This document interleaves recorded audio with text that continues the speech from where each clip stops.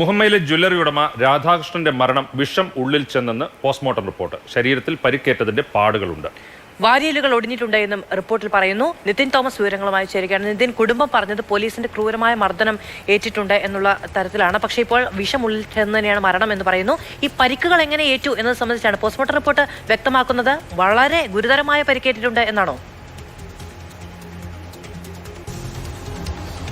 മാധു, തീർച്ചയായിട്ടും ഈ കുടുംബം ഈ കഴിഞ്ഞ ഫെബ്രുവരി 8-നായിരുന്നു ഇത്തരത്തിലൊരു സംഭവം ഉണ്ടായത്. അതിനുശേഷം കുടുംബം ആരോപണങ്ങളുമായിട്ട് മുന്നോട്ട് വന്നിരുന്നു. ഇപ്പോൾ പോസ്റ്റ്മോർട്ടം റിപ്പോർട്ട് പുറത്തു വരുമ്പോൾ അതിനൊരു വ്യക്തത വരികയാണ്. അന്ന് പോലീസിന്റെ ഭാഷ്യം എന്ന് പറയുന്നത് രാധാകൃഷ്ണന്റെ മരണം വിഷം ഉള്ളിൽ ചെന്നെന്നായിരുന്നു. അതായത് തെളിവെടുപ്പിനായിട്ട് കൊണ്ടുചെല്ലുന്ന സമയത്ത് ജ്വല്ലറിയിൽ ഉണ്ടായിരുന്ന വിഷം എടുത്ത് കഴിച്ചു എന്നുള്ളതായിരുന്നു.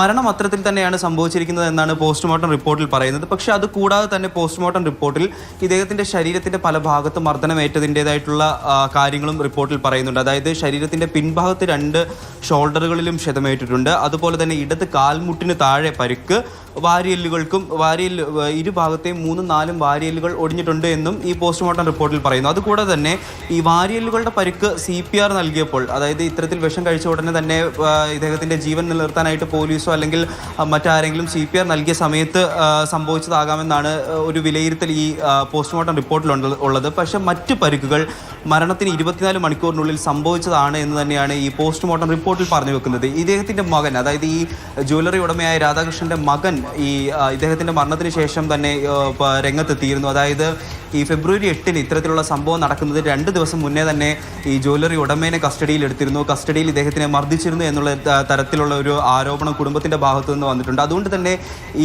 ഇതിലൊരു കൃത്യമായ വ്യക്തത വരേണ്ടത് അത്യാവശ്യമായി വന്നിരിക്കുകയാണ്. അതായത് ഈ മറ്റു പരിക്കുകൾ, വാരിയലിന്റെ ഒഴിച്ചു നിർത്തി കഴിഞ്ഞാൽ മറ്റു പരിക്കുകൾ എത്തരത്തിലാണ് ഇദ്ദേഹത്തിന്റെ ശരീരത്തിൽ വന്നത്.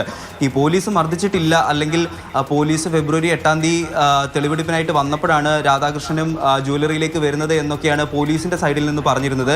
എന്നാൽ ഇത് എത്തരത്തിലാണ് ഇങ്ങനെ ഇപ്പോൾ അന്ന് തന്നെയാണ് വന്നെങ്കിൽ പിന്നീട് എങ്ങനെ ഈ ഇദ്ദേഹത്തിന്റെ ശരീരത്തിൽ 24 മണിക്കൂറിനുള്ളിൽ ക്ഷതം ഏറ്റു എന്നുള്ളത് കൃത്യമായും കണ്ടെത്തേണ്ടിയിരിക്കുന്നു. കുടുംബം ക്രൈംബ്രാഞ്ചിന്റെ അന്വേഷണത്തിൽ തൃപ്തിയോടെയാണ് മുന്നോട്ട് പോകുന്നതെന്നും ഈ കുടുംബം ഇപ്പോൾ പറഞ്ഞു വെക്കുന്നുണ്ട്.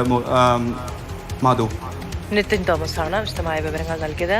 വിഷം ഉള്ളിൽ ചെന്ന് തന്നെയാണ് മരണം എന്ന് പറയുന്നു. പക്ഷേ ആ പരിക്കുകളെ സംബന്ധിച്ച് അന്വേഷണം വേണമെന്ന് കുടുംബവും ആവശ്യപ്പെടുന്നു.